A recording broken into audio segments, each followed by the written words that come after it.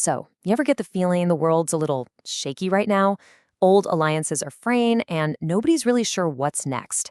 Well, in the middle of all that uncertainty, this really interesting idea is starting to get a lot of attention. It's called CANZUK, and today we're going to dig into it. What is it?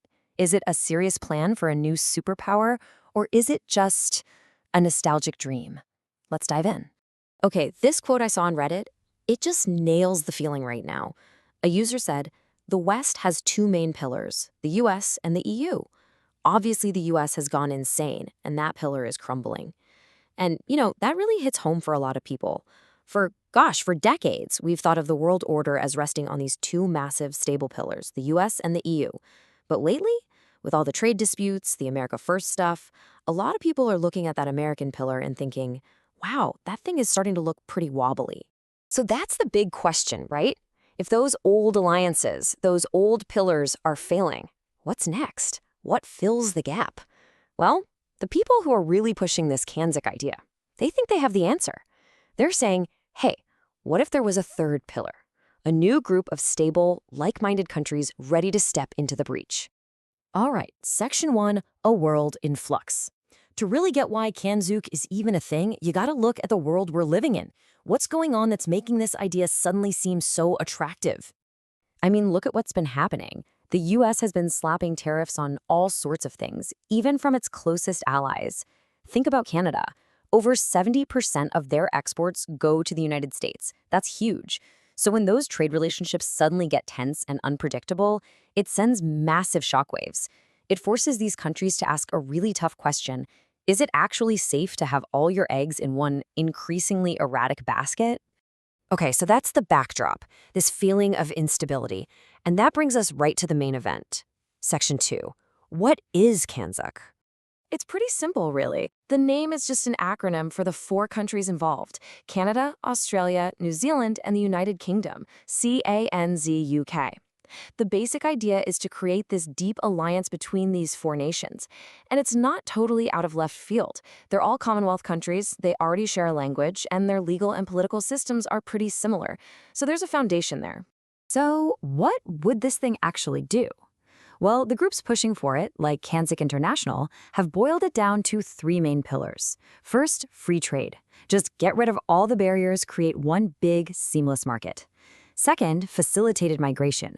Basically, let citizens live and work freely in any of the four countries, kind of like how it works in the EU.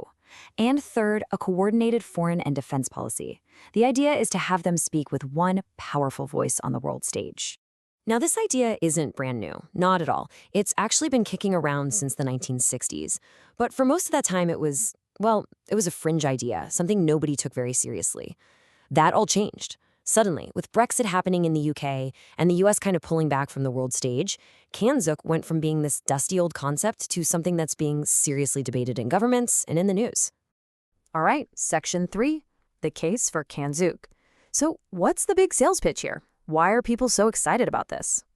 Okay, the first thing is the money. We're talking about a combined GDP of around $6.5 trillion. To put that into perspective, that would instantly create the third or fourth largest economy on the entire planet. That's not just a trade bloc, that's an economic heavyweight with a global punch. And it's not just about the cash. Supporters say, look, this just makes sense. These countries already have so much in common: history, language, legal systems. That should make everything a lot easier. It creates that stable third pillar of the West that people are looking for. It helps countries like Canada and the UK not be so dependent on their big, unpredictable neighbors. Plus, people seem to like the idea. Polls show strong public support, especially in the UK. And on top of all that, some military analysts think that together they could become a major naval power. But, and this is a big but, it's not nearly that easy. Let's get into Section 4, hurdles and criticisms, because believe me, there are a lot of them. The first big reality check is the economy. Let's just look at the UK's trade right now. A whopping 41% of its exports go to the European Union. Another 22.5% go to the United States. Now, what about the other Kanzuk countries? All three of them, combined, make up just 3% of the UK's exports. So the critics are basically saying, hold on, you're going to replace these massive, essential trading partners with a group that currently accounts for a tiny sliver of your economy? How does that math work? And that really gets at the core problem here, the dream versus the reality. The dream is this powerful, united bloc, but the reality? These countries are literally on opposite sides of the globe. The dream is seamless economic integration. The reality is that it's just way easier and more profitable to trade with the country next door. The dream is shared values, but the reality is there are huge differences inside these countries. You've got Quebec in Canada, the vital role of Maori culture in New Zealand. It's not as simple as it looks on paper. And it doesn't stop there. There's a real lack of political will sometimes. I mean, the UK and Canada recently tried to get a trade deal done, and it stalled over, get this, cheese and beef. If you can't even agree on cheese, how are you going to build a superpower? Then you have the critics who just write the whole thing off as some kind of nostalgic post-imperial fantasy. And maybe the biggest problem of all is that nobody seems to agree on what this thing is supposed to be. What's the end goal? Is it just a military alliance like NATO? Or is it a common market? Or do we go full-on like the European Union with shared laws and institutions? Or maybe even a single federal country like the USA? There's this huge range of possibilities, and if you don't know where you're going, it's pretty hard to start the journey. Okay, so it sounds pretty difficult, right? But here's where the story takes a really interesting turn. While everyone's arguing about the grand, ambitious version of Kanzuk, something else has been happening, quietly, in the background. It turns out it might already be happening. Yeah, that's right. Forget the big, splashy treaty for a second. These four countries have been building closer and closer ties in real, practical ways.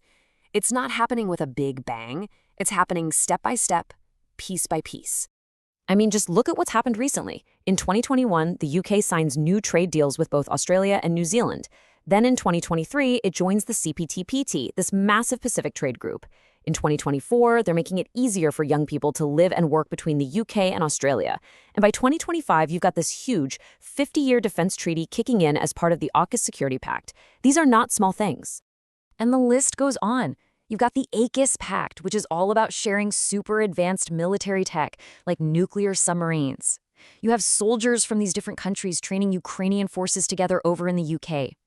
And maybe most telling of all, the politicians are getting on board. This isn't just a fringe thing anymore. In places like Canada and New Zealand, you've got cross-party support for the idea in one form or another. So that's where we're at. It leaves us with a really fascinating question. A formal, all-in Kanzuk superstate? Yeah, that still feels like a bit of a dream. But a powerful, informal network of close friends and allies? That's not a dream. That's already happening. And so the real question is, in this volatile world we live in, with old alliances cracking and new threats emerging, is a loose network of friends going to be enough?